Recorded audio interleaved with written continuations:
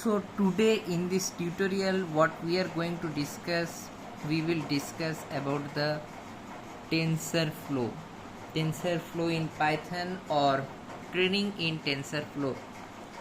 So in the game 20 questions, the questioner starts with a guess and refines his understanding with each answer. This game resembles the training methodology used in supervised machine learning, and an application starts with some general ideas.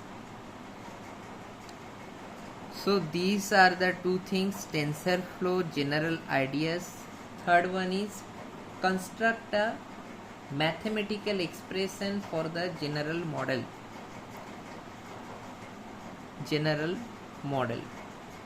Fourth point is create an optimizer with the loss from step 3 and call its minimize method. This one is minimize method. Fifth one is configure the second argument of the session's run method to feed batches of data to the sessions. Execute the session by calling the session's run method. Judging from the questions on stackoverflow.com, many developers have difficulty grasping how these steps are performed, and this chapter explains this training process and then presents example code that demonstrates how these steps can be implemented in a TensorFlow application.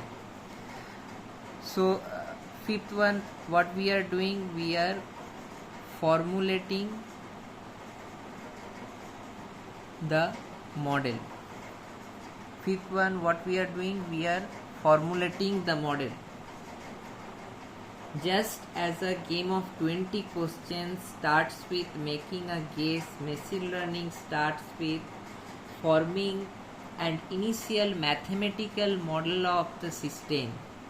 A number of factors determine the nature of this model, including the system's complexity, the structure of the input data, the nature of the problem. Image data requires a different model than voice data. Classification problems require a different types of model than prediction problems. So we are going to discuss these things today, and we are focusing on two methods of mathematical modeling. The first involves approximating set of data points with a shape. For example, if a system consists of two-dimensional points, you can predict future points by approximating the system with a two-dimensional line. Lines are determined by the equation y equal to mx plus b. So this question serves as a general model. The algorithm ideas are applied here actually, and the second method involves creating artificial neural networks or ANNs in short form. Though inspired by biological phenomena, every ANN or artificial neural networks represents a mathematical relationships. And in this chapter we are going to introduce this